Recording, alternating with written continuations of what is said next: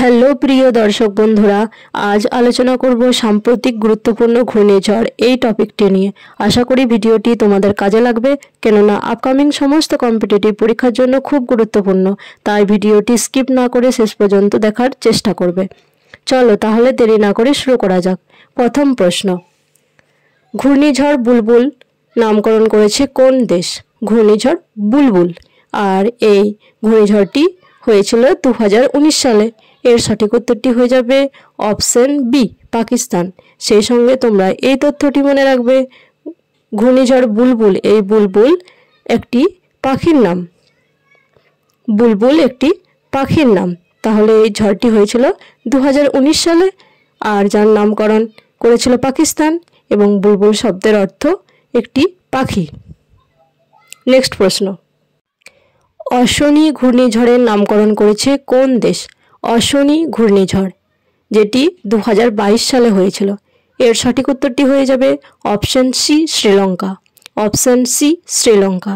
সেই সঙ্গে তোমরা এই তথ্যটি মনে রাখবে, সিংহলি ভাষায় এই অশ্বনী শব্দের অর্থ হচ্ছে সাংঘাতিক রাগী বা রাগ, বা বলতে পারো ক্রোধ। নেক্সট প্রশ্ন, সিত্রাং ঘূর্ণিঝড়ের নামকরণ করেছে কোন দেশ? সিত্রাং ঘূর্ণিঝড়ের নামকরণ করেছে কোন দেশ? যে ঝড়টি 2022 সালে হয়েছিল। এর সঠিক উত্তর হয়ে যাবে option A, Thailand. Option A, Thailand. আর ভিয়েতনামি ভাষায় শব্দটির অর্থ হচ্ছে গাছের পাতা। এই তথ্যটি তোমরা মনে রাখবে, ভিয়েতনামি ভাষায় শব্দটির অর্থ গাছের পাতা। নেক্সট প্রশ্ন, তৌকতা ঘূর্ণিঝড়ের নামকরণ করেছে কোন দেশ? তৌকতা ঘূর্ণিঝড়, যেটি 2021 সালে হয়েছিল। এর সঠিক উত্তরটি হয়ে যাবে option B, Myanmar. Option B, Myanmar. আর সেই সঙ্গে তোমরা এই তথ্যটি মনে রাখবে, তৌকতা শব্দের অর্থ হলো গেকো, আর এটি একটি বার্মিজ শব্দ। আর গেকো শব্দের অর্থ হচ্ছে অত্যন্ত বড় ভোকালযুক্ত টিকটিকি। নেক্সট প্রশ্ন, মোকা বা মোচা ঘূর্ণিঝড়ের নামকরণ করেছে কোন দেশ? মোকা বা মোচা, যে ঝড়টি 2023 সালে হয়েছিল। এর সঠিক উত্তর হয়ে যাবে option D, Yemen. Option D, Yemen. সেই সঙ্গে তোমরা এই তথ্যটি জানো, নামটি লোহিত সাগরের উপকূলে অবস্থিত ইয়েমেনি শহর মোচা বা মোকা থেকে এসছে। তাহলে ইয়েমেনের একটি শহর মোচা থেকে এই নামটি এসছে। নেক্সট প্রশ্ন, ইয়াস বা জস ঘূর্ণিঝড়ের নামকরণ করেছে কোন দেশ? ইয়াস বা জস ঘূর্ণিঝড়ের নামকরণ, যেটি 2021 সালে হয়েছিল। এর সঠিক উত্তর হয়ে যাবে অপশন এ, ওমান। সেই সঙ্গে তোমরা মনে রাখবে, ঝড়টির নামের উৎপত্তি পার্সি শব্দ ইয়াস থেকে, যার অর্থ হচ্ছে জুঁই ফুল। তাহলে তোমরা জানলে ইয়াস একটি পার্সি শব্দ এবং এর অর্থটি হচ্ছে জুঁই ফুল। নেক্সট প্রশ্ন, আমফান ঘূর্ণিঝড়ের নামকরণ করেছে কোন দেশ? আমফান ঘূর্ণিঝড়, এর সঠিক উত্তরটি হয়ে যাবে অপশন বি, থাইল্যান্ড। আর এই বিধ্বংসী ঘূর্ণিঝড়টি হয়েছিল 2021 সালে।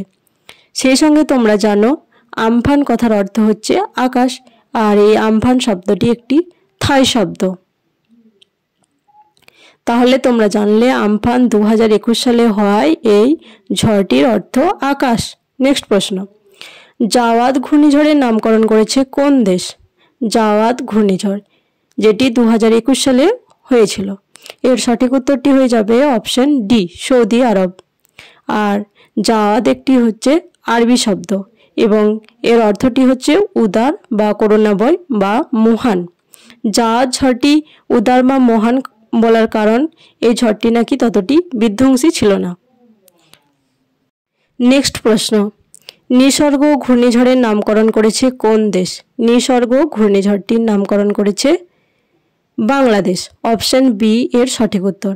আর এই বিধ্বংসী ঘূর্ণিঝড়টি হয়েছিল 2020 সালে। তোমরা জেনে রাখো, নিসর্গ বলতে প্রকৃতিকে বোঝানো হয়। তাহলে নিসর্গ মানেই প্রকৃতি। নেক্সট প্রশ্ন,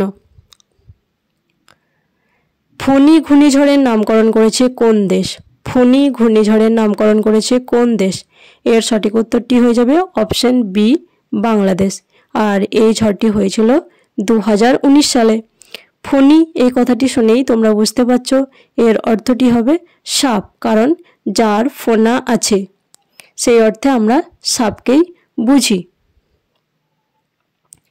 নেক্সট প্রশ্ন, তিতলি ঘূর্ণিঝড়ের নামকরণ করেছে কোন দেশ? তিতলি ঘূর্ণিঝড়ের নামকরণ করেছে কোন দেশ?